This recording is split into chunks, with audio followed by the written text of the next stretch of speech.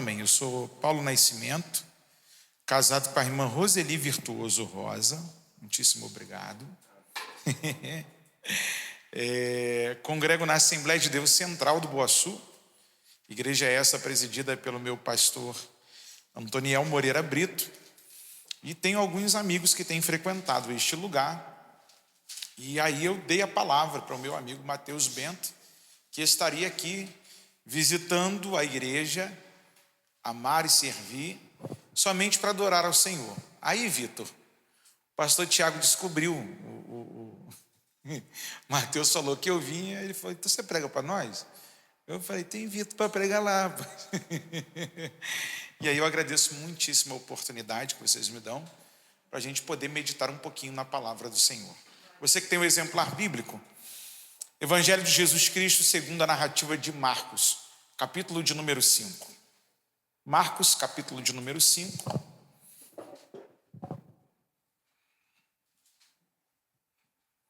Vocês nunca viram um pregador doido assim, né, gente? Chegar, pregar sentado. Eu tenho... São 15 para as 9 agora, até 9h05, pode ser? A gente não perdeu o horário do que é de praxe a igreja. Todos encontraram? Digo amém? Amém.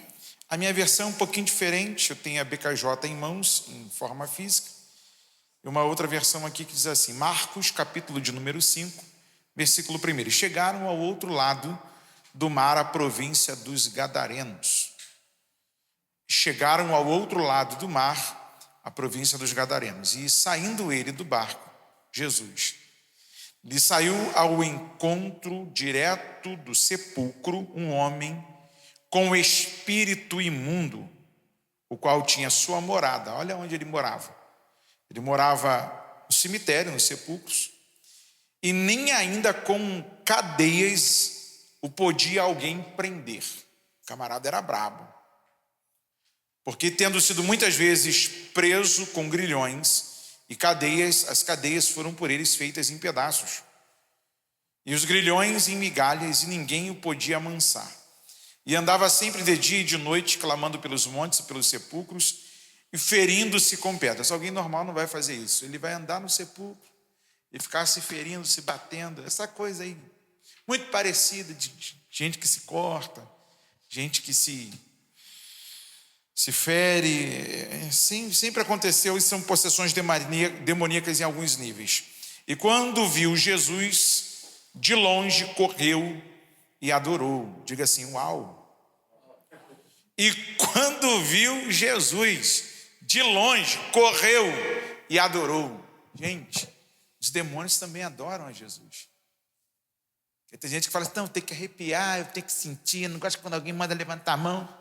Bom, deixa de ser encrenqueiro. Você vem para o culto para adorar, você não vem pedir nada, você vem para o culto para entregar. Amém? Se até um demônio adora, por que você, sendo servo de Deus, com direito de cidadania do céu, você não vai perder a oportunidade. Clamando, versículo 7, com grande voz disse, que tenho eu contigo, Jesus, filho do Deus Altíssimo.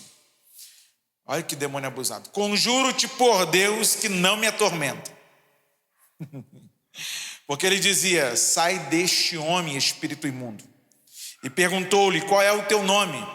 E ele respondeu dizendo, Legião é o meu nome, porque somos muitos. E rogava-lhe muito que os não enviasse fora daquela província. E ainda acreditava que era dono do território. E andava ali pastando no monte uma grande manada de porcos. E todos aqueles demônios lhe rogaram dizendo, manda-nos para aqueles porcos, para que entremos neles. E Jesus logo lhe o permitiu, e saindo aqueles espíritos imundos entraram nos porcos, e a manada se precipitou por um despenhadeiro no mar. Entre parênteses, eram quase 2.000, e afogaram-se no mar. E os que apacentavam os porcos fugiram, e anunciaram na cidade e nos campos, e saíram a ver o que era aquilo que tinha acontecido. Versículo 15. E foram ter com Jesus, e viram...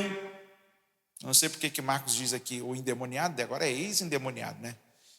O endemoniado que tivera legião assentado, vestido, em perfeito juízo, e temeram. E os que aquilo tinham visto contaram-lhes o que acontecera ao endemoniado e acerca dos porcos, e começaram a rogar-lhe que saísse dos seus termos. E entrando ele no barco, rogava-lhe o que fora endemoniado que o deixasse estar com ele. Jesus, porém, não lhe o permitiu, mas disse-lhe: vai para a tua casa. Olha o que Jesus disse para ele: vai para a tua casa, para os teus, e anuncia-lhes quão grandes coisas o Senhor te fez, e como teve misericórdia de ti. Ele foi e começou a anunciar em Decápolis quão grandes coisas Jesus lhe fizera, e todos se maravilharam. Você pode dizer amém por essa palavra? Amém. Você crê que esta é a palavra de Deus? Você crê que isso aconteceu de verdade? E por que eu faço essa pergunta? Tem gente que lê Bíblia e não crê no que está na Bíblia, né? Ele crê lá o que o camarada escreveu no Harry Potter, o que C.S. Lewis escreveu quando ainda não era crente. Ele crê em um monte de gente, mas não crê na Bíblia, de fato. Vamos lá. Marcos, ele é um evangelista que tem a oportunidade de escrever a respeito da biografia de Jesus. Ele é conhecido também como João Marcos, aquele que era parente direto de Barnabé, companheiro de Paulo apóstolo nas viagens missionárias, ou na primeira viagem missionária. É ele que dá a oportunidade para Paulo pregar diante da igreja de Antioquia, ou de Antioquia, como você queira chamar. E Paulo, por um determinado tempo, se permite gastar ensinando aquela igreja, quando a oportunidade era de Barnabé, o filho da consolação. É interessante você perceber que esse João Marcos, é a sua casa que é citada em Atos dos Apóstolos, capítulo de número 12, que a igreja estava em constante oração quando for anunciado da morte do apóstolo Tiago, e Pedro estava na prisão. Enquanto Pedro estava na prisão dormindo, a Bíblia diz no versículo de número 5, capítulo de número 12 de Atos, que a igreja fazia contínua oração por ele e a Deus. Preste bem atenção nisso. João Marcos tem uma ambiência pela qual ele é criado e que ele vê milagres, sinais, maravilhas e grandes coisas da parte de Deus. Ele tem a oportunidade de trabalhar na primeira viagem de Paulo apóstolo, na segunda viagem, como diz o carioca, o pau quebrou. O Paulo ficou chateado, disse que não queria João Marcos na sua comitiva, porque ele ficou chorando, ficou tristinho, porque naquele tempo a viagem missionária, a recompensa era prisão, era açoite, era perseguição. Eu não falo do glamour dos pregadores de hoje, que isso quieto. Mas, vamos lá. Quando a gente olha para João Marcos, a gente vê um problema que ressalta aos nossos olhos, porque ele tinha tudo para dar errado. João Marcos tinha tudo para dar errado. Porém, o mesmo apóstolo que o rechaça para participar da sua segunda viagem missionária, ele no final da sua vida, abre a sua Bíblia junto comigo, segunda carta de Paulo a Timóteo, no capítulo de número 4, no versículo de número 9, Paulo gasta a sua carta trazendo alguns informativos de alguns irmãos. Ele vai dizer o seguinte para Timóteo: procura vir ter comigo depressa. 10. Porque Demas, tendo amado o presente século, me abandonou e se foi para Tessalônica.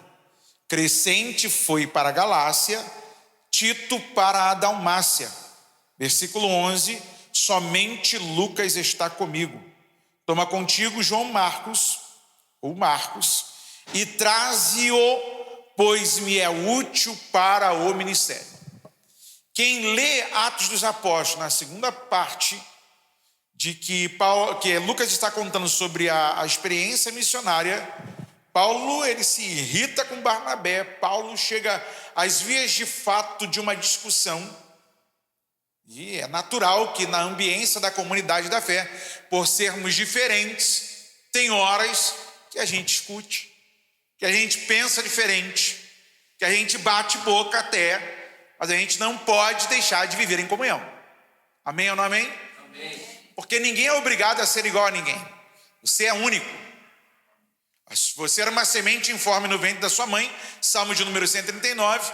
O Senhor já conhecia todos os seus dias, quando nenhum deles existiam, inclusive a sua digital, que dois de você o mundo não suportaria. Você vê como é que você é.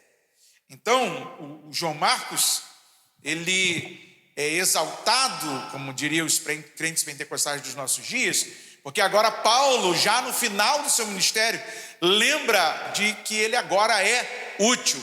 E tem momentos na nossa vida que nós somos inúteis. A gente não pode viver uma vida inteira inútil. A gente não pode ficar sem dar frutos. João capítulo 5. Eu vos nomeei para que vocês possam ir e vocês possam dar muito frutos. Não é só o pastor Tiago que prega. Não é só o auxiliar cooperador aqui como obreiro que prega, o evangelista que prega, o presbítero que prega, o diácono que prega, a irmã do círculo de oração que prega, junto com o cabeça que Jesus estabeleceu nesse lugar. Todos nós pregamos, e a nossa maior pregação não é quando nós estamos com o microfone na mão. Aleluia. A nossa maior pregação é quando estamos andando na rua e sem uma Bíblia aberta, sem uma roupa de crente, até às vezes as pessoas conseguem enxergar Cristo em nós.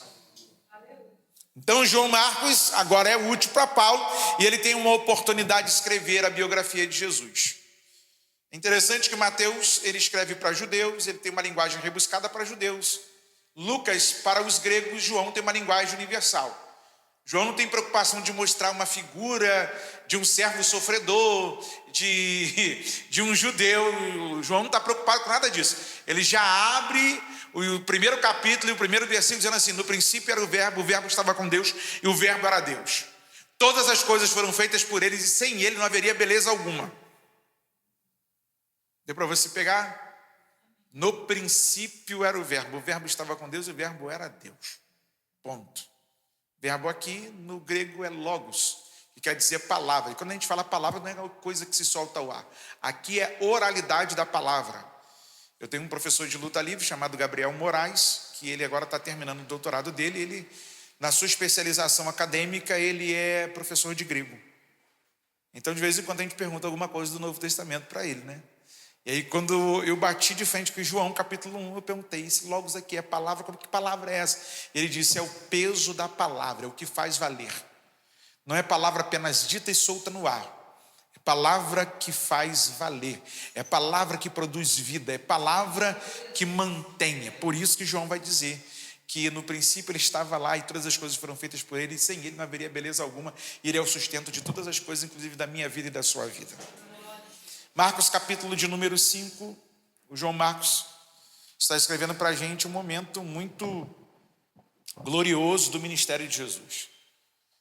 Ele está andando pelas cidades, apregoando o reino de Deus, fazendo discípulos, e como todo e quaisquer empreitado evangelizador, ele bate de frente com algumas questões. Dentre essas tem uma cidade que todo mundo sabe de um menino que mora no cemitério. Não é normal, gente, não é normal. Imagina alguém morando aqui no cemitério da São Miguel. Eu conheci um que morou um tempo lá, que era mendigo, pastor Ronaldo, que hoje é pastor na igreja congregacional de Rio Várzea. Era alcoólatra e a sua mulher ia lá, pegava ele, dava banho, trocava roupa, fazia barba. E quando soltava ele um pouquinho dentro de casa, ele ia para o bar beber e depois parava e ia dormir no cemitério. Gente normal não vai dormir na rua e nem quer dormir no cemitério. Porque tem crente que depois que passa na frente do cemitério faz até assim, né? Nem católico é, mas a alma católica dele faz assim, deve estar rindo. Eu já vi, tem gente que vê macumba na rua e passa para outra calçada. Nós somos crentes, gente. O Espírito Santo está sobre nós. O poder do nome de Jesus ainda continua operando milagres e efetuando aquilo que de fato ele é, o nome sobre todo nome. Outro fator interessante é que esse rapaz ele era preso com grilhões e ninguém conseguia prendê-lo. Outro detalhe na história do texto é que esse rapaz ele se debatia com pedras, ele se feria, se degladiava em si mesmo, mas não porque era normal, porque, gente, quem é que quer fazer feridas? A gente quer melhorar, né? Quer emagrecer, faz dieta, tem gente que alonga o cabelo. Agora a moda do universo neopentecostal é alguns apóstolos e pastores botar peruca, o chicletinho com a prótese. É careca, irmão. Jesus me fez assim, meu avô era careca, meu pai era careca, meus filhos são careca. Eu sou careca também e eu assumi. Né, Vitor? Você tá careca também? Então, casou e tudo. Olha que maravilha. Tem gente que não aceita a sua identidade. Só que tem gente que, tentando melhorar, se estraga, piora. E tem outros que, envolvidos por hostes malignas e dominados por espíritos imundos, eles acabam por deteriorar a imagem de Deus, que é você. Que mais do que isso, você é templo do Espírito Santo. Você é propriedade particular de Deus. Você é tesouro divino. Você é sacerdócio real. É nação santa. É geração eleita, como disse Pedro na sua carta. Daí, nós não somos daqueles que vão ficar aí tentando se destruir, mas sim melhorar, para que a gente possa ir e produzir muitos frutos. Agora imagina o alvoroço naquela cidade. Todo mundo tentando amarrar o menino, amarra o menino, ele quebra tudo. Cadê o garoto? Está no cemitério. Gente, o que esse garoto está fazendo? Está lá no cemitério. E tocava o terror na cidade, todo mundo tinha medo dele. Até que um mais valente do que ele chega em Gadara. Gadara é uma das 10 cidades que era composta a Decápolis, porque a ideia de Decápolis é de 10 cidades que estão em uma região dominada pelos romanos. Só que o outro fato curioso é que, quando ele vê Jesus de longe, ele corre na direção de Jesus e o adora. Outro fator interessante é que ele começa a contra-argumentar com Jesus. Que Jesus está dizendo para ele, ó, sai fora. Na linguagem da nossa gente aqui, vaza, mete o pé. Deixa esse menino livre, ele não é teu. E o diabo, que é teimoso, mentiroso, e diz que aquilo que Deus criou é dele e não é, está tentando fazer negociata com Jesus. Jesus não faz negociata com demônios. Mas Jesus faz uma pergunta: quantos tem aí? Quem é vocês? Quem são vocês? E eles falam: nós somos legião, nós somos muito. Irmão, se viver endemoniado já é ruim, imagina ter um montão. E pasme-se, tem hora que a gente está discutindo com alguém ou falando com alguém, você não está falando com essa coisa, você está falando com o demônio. E tem coisa, irmão, que tem demônio que não sai. Traz o óleo. Uns, que tem um vício da igreja hoje, né? Porque tem gente que quer viver a vida bagunçada, mas quando chega no... Pastor, tem um olhinho não? Aí no final da oração, o Senhor não te revelou nada não? Acontece aqui com vocês também? E aí você imagina agora, Jesus vira para eles assim, sai. E eles, não, peraí, vamos fazer um negócio. Tem uma manada de porcos ali. Deixa a gente ir para lá. Gente, aqui a minha cabeça pira. Eu não sei se você lê a Bíblia como eu leio, mas eu gostaria de pensar com você aqui agora em alguns minutos. Os espíritos malignos invadem o corpo do animal. Os animais não são racionais, são irracionais. Mas uma coisa no texto implica comigo. Porque os demônios possuem o animal irracional não quer ficar endemoniado, se joga de espinhadeira abaixo e se afoga no rio. E tem gente que está deixando o diabo morar sem pagar aluguel e acostumou com seus pecadinhos corriqueiros e rotineiros. A cidade fica alvoroçada. Os homens criadores de porcos correm até Jesus. Você já leu de Pastor de Ovelha? Você já ouviu e já viu filme, documentário sobre pastor de ovelha? Pastor de porco?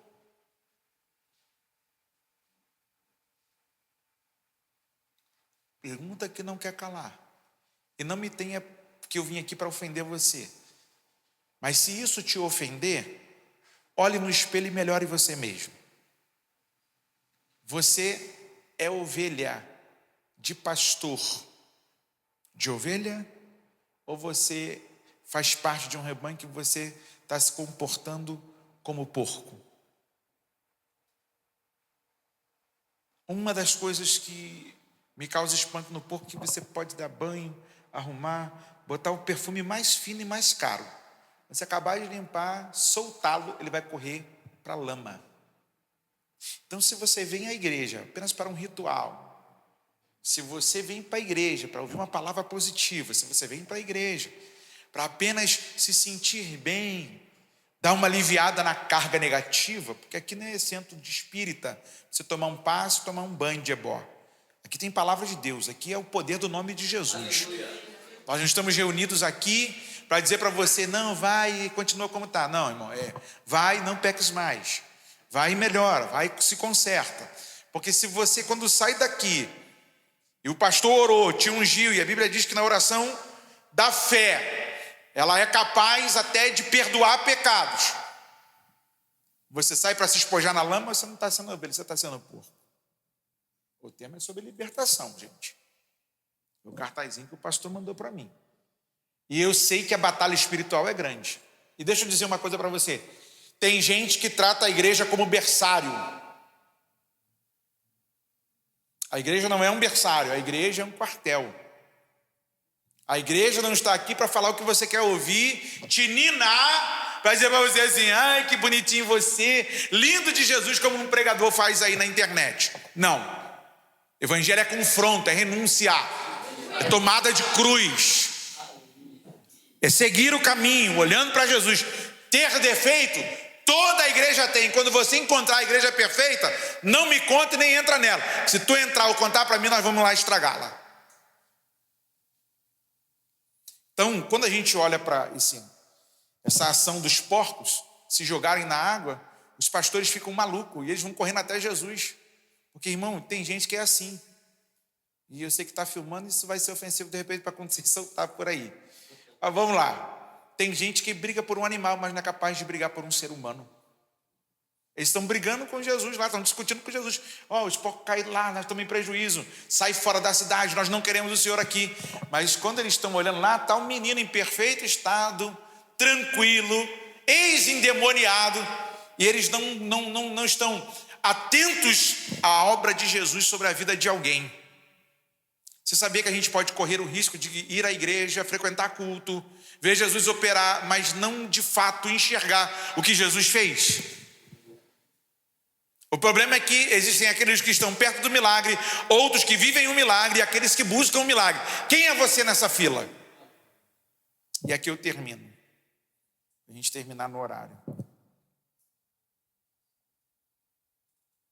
E foram ter com Jesus, versículo 15. E viram o endemoniado, ou ex-endemoniado, que tivera a legião assentado, vestido, em perfeito juízo, e temeram. E os que aquilo tinham visto, contaram-lhes o que acontecera ao endemoniado e acerca dos porcos. E começaram a falar para Jesus, sai fora daqui, nós não queremos você aqui. O bonito da história é, Jesus está indo embora da cidade. Aí o camarada que era endemoniado disse para ele assim, eu quero andar com o Senhor. Quero fazer parte da tua comitiva. E para você que é o chuchuzinho de Jesus, fica chateadinho comigo não. Tem hora que Jesus diz não para a gente. O problema é quando a gente deseja o sim, Jesus diz não, e a gente quer entender o não como sim. Isso é charme de quem está apaixonado. Não, sei que. Eu entendo. Agora, quando Jesus diz não, é não. Quando ele diz sim, é sim. E quando há o silêncio, eu gosto do que o Hernandes Dias Lopes, reverendo da igreja presbiteriana, fala. Que o silêncio de Deus é mais estarrecedor do que todas as vozes dos nossos inimigos gritando em ameaça contra a nossa vida. Todavia, até o silêncio de Deus é livramento para a gente. Porque não é punição, é Deus te preservando e dizendo para você, eu tenho coisas maiores e melhores para fazer sobre a sua vida. Ele quer andar com Jesus, é o direito dele, agora legítimo para ele é o que Jesus fala. Versículo 19. Jesus, porém, não lhe permitiu, mas disse, vai para a tua casa, para os teus, e anuncia-lhes quão grandes coisas o Senhor te fez e como teve misericórdia de ti. E ele foi e começou a anunciar em Decápolis quão grandes coisas Jesus lhe fizera, e todos se maravilharam. Aqui eu termino. Vai para a tua casa. Imagina comigo, a casa que antes não tinha a presença do menino, sabia que ele só ficava lá no cemitério, que dava trabalho para a família. Agora está em perfeito juízo e ele está batendo na porta de casa. Mamãe, cheguei. Papai, está tudo tranquilo. A partir de hoje não tem mais trabalho. E eu quero profetizar algo de Deus para a tua vida. As coisas que mais te incomodam hoje, aquilo que o diabo tenta te oprimir, aquilo que o diabo tenta quebrar no seio familiar, é justamente ali onde estão as tuas lágrimas que Deus vai trazer dupla honra para a tua vida. Tem coisa que você está esperando o psicólogo fazer, tem coisa que você está esperando que o médico passe uma receita de tarja preta para você, tem coisa que Deus está falando para você que é na tua casa, é no meio da sua vida rotineira que as coisas serão extraordinárias. O lugar que você foi oprimido agora será o palco do testemunho da grandeza do poder de Deus. Aqueles que antes andavam preocupados agora estão se alegrando pela libertação de um ex-endemoniado. A liberdade de vida para a tua casa. Eu profetizo que se alguém ainda não foi liberto, o Senhor trará libertação para a tua família. Eu profetizo que as tuas lágrimas serão transformadas em sorrisos de alegria e de cânticos de vitória. Eu profetizo sobre a tua vida que aquilo que o inimigo tentou derrotar e matar, fazer de uma outra geografia aquilo que Deus não projetou para você. Se prepare, você vai voltar a viver em família, contente, liberto e contando as maravilhas de Deus sobre a tua casa. Queridos irmãos, eu quero glorificar a Deus por essa tão honrosa oportunidade. Eu desejo orar por você. Você quer uma oração pela sua casa, representar alguém? Bota a mão assim na sua cabeça, sentado mesmo como você está. Deus e Pai, nós te louvamos. Aqui está uma igreja viva, uma porta que o Senhor abriu. E eu quero colocar a vida desse meu irmão e desta minha irmã diante de ti. Tu conhece a aflição, a dor, o peso e o que incomoda. Pai, tu és o Deus da família e tu coloca tudo no lugar daquilo que está fora do lugar. A tua mão tem poder de entrar onde a nossa mão não consegue resolver. O Senhor é capaz de realizar coisas que, mesmo com todo esforço, mesmo com tudo que podemos fazer, nós não conseguimos acertar. Coloca, Senhor, no lugar, acerta o que é para ser acertado e coloca nos lábios do teu filho o testemunho e o cântico da vitória. Traz libertação para esta casa, honra a fé da tua filha, honra a fé deste teu filho e dá vitória para ele no nome de Jesus. E você diz? Amém. Segunda oração que eu quero fazer por você, se você se sentir à vontade, coloca a mão na sua cabeça. Eu quero orar por cura nessa noite. Nosso Deus e nosso Pai, nós te louvamos, te engrandecemos, Senhor, pelo teu cuidado e pela tua fidelidade. Continua operando sobre a vida dos teus filhos. Pai querido, o teu filho não é depósito de doença. A tua filha, Senhor, não é uma gaveta de enfermidade.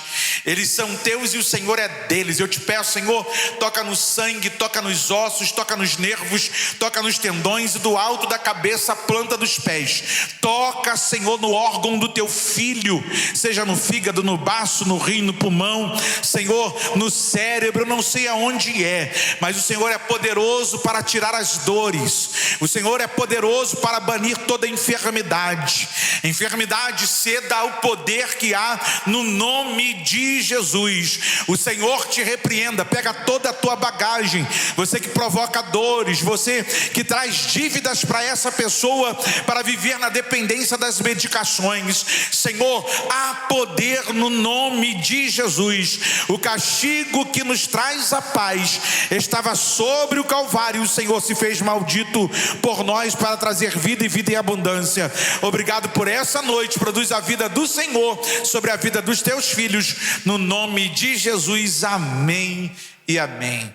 Eu ouvi um testemunho aqui nessa noite que uma pessoa fez um acerto de parcelamento e Deus deu para ela a prosperidade, ela acertou tudo, não foi?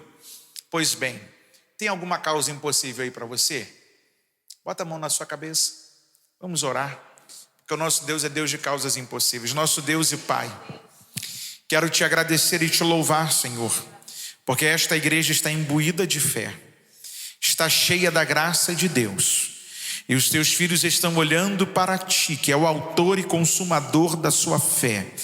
E eu sei, Senhor, que os teus filhos têm depositado no altar coisas que só o Senhor pode fazer. E tem coisas que são particulares nossa. Tem coisas que a gente não conta para ninguém, mas são incômodos, que só se o Senhor quiser revelar. Mas, ó Deus, faz conforme lhe apraz. Transforma a dificuldade de hoje em milagre. Transforma essa dor em oportunidade. Transforma, Senhor, esta situação desfavorável em um novo testemunho para a glória do louvor do teu nome. Senhor, aquilo que é impossível a homens é possível para o Senhor. Nós colocamos diante do Senhor as nossas impossibilidades, Senhor, porque tu és poderoso para ir muito mais além, acima daquilo que pedimos ou pensamos. Faz conforme lhe apraz. Abre as portas dos céus, destrava o que está travado na terra, dá vitória ao teu filho e à tua filha. Mostra a grandeza do poder que há no nome de Jesus. Nós te louvamos e te agradecemos no nome santo de Jesus. E você diz: amém. Queridos irmãos, muito obrigado pela oportunidade. Pastor Tiago, muito obrigado pelo carinho, pela recepção, pelo acolhimento. O Senhor continue abençoando a obra das tuas mãos, abençoando esse ministério, abençoando a sua casa. Isso aqui vai ficar pequeno para o que Deus vai fazer, e que vocês cresçam saudáveis, amando uns aos outros, sobretudo o nome do Senhor sendo glorificado através da vida de vocês. Gente, cuidando do pastor de vocês, ele cuida bem de vocês. Orando pelo pastor de vocês, ele ora por vocês também. Então, assim como a gente fala lá no tatame, né? Quando eu cuido de mim, eu cuido daquele que está perto de mim. Então, se você é uma boa ovelha, seu pastor não vai viver estressado, com o coração acelerado e pressão alta. Ele vai dormir tranquilo, porque no descanso, no seu trabalho tem um descanso do seu pastor. E trabalhando todo mundo junto, todo mundo se cansa na equivalência igual, ninguém se cansa mais. Deus abençoe vocês, que a graça continue superabundando dos vossos corações.